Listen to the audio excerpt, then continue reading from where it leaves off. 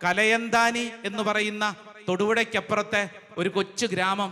അവിടെ ഒരു saint George സ്കൂളുണ്ട്. 7ാം ക്ലാസ്സിൽ പഠിക്കുന്ന ഒരു ചെറുക്കൻ വല്ലാണ്ട് അസ്വസ്ഥനാണ്. കാരണം ഈ ചെറുക്കന്റെ ജീവിതത്തിൽ വിചാരിക്കുന്ന പോലെ ഒന്നും അങ്ങോട്ടും നടക്കുന്നില്ല എന്ന് മാത്രമല്ല, അത്രമേൽ അന്തർമുഖൻ, അത്രമേൽ അപകർഷതാബോധം. ഈ ചെറുക്കനെ കാണാൻ കൊള്ളത്തില്ല.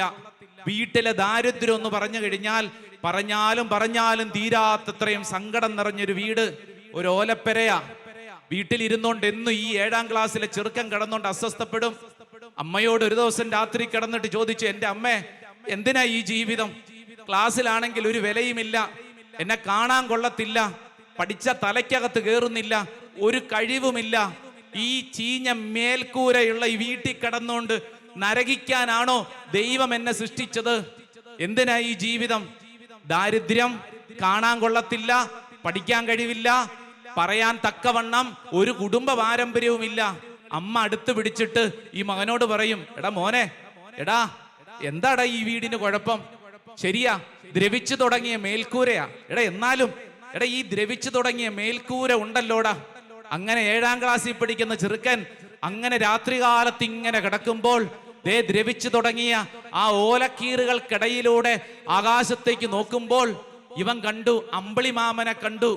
അവനൊരു ചെറിയ പേപ്പറിൽ എടുത്ത് എഴുതി വെച്ചു, ആകാശത്ത് അമ്പിളിമാമൻ മമ്മേ അയ്യട എന്തൊരു ചേലാണ്. ഇങ്ങനെ എഴുതിയ വരികള് സ്നേഹസ്നേഹയിലും കുട്ടികളുടെ ദീപികയിലും ഒക്കെ അച്ചടിച്ചു വന്നു.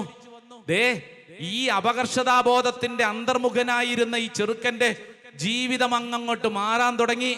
അമ്മ ചേർത്ത് പിടിച്ചിട്ട് പറഞ്ഞു, എടാ മോനെ, നീ വിഷമിക്കണ്ടടാ, തമ്പുരാനുണ്ടടാ. ഈ ദാരിദ്ര്യം, നിന്റെ ഈ അവസ്ഥയ്ക്ക് ഒരു മാറ്റം വരുവടാ, നീ വിഷമിക്കണ്ട, പരിശുദ്ധ അമ്മേനെ ചേർത്ത് പിടിച്ചോളാൻ പറഞ്ഞു. ഈ മകൻ അങ്ങ് വളർന്നു. ദൈവത്തിന്റെ ആത്മാവ് ഈ മകനെ വളർത്തി.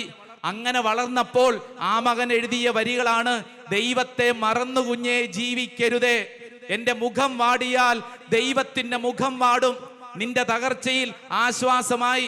ബേബി ജോൺ കലയന്താനി എന്ന് പറയുന്ന ഭക്തിഗാന രംഗത്ത് ഇത്രമേൽ അനുഗ്രഹീതമായ വരികൾ രചിച്ച ഈ മനുഷ്യന്റെ ബാല്യത്തെക്കുറിച്ചാണ് ഞാൻ പറഞ്ഞത്. അത്രമേൽ അപകർഷതാബോധം ജീവിതത്തില് ഈ ദ്രവിച്ചു കിടക്കുന്ന ഓലക്കീറുകൾക്കിടയിലൂടെ ആ മനുഷ്യന്റെ ജീവിതത്തെ ദൈവം മാറ്റിമറിച്ചത്.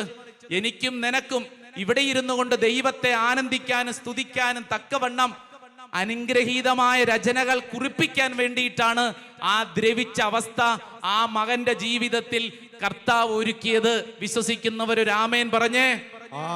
ആമേൻ.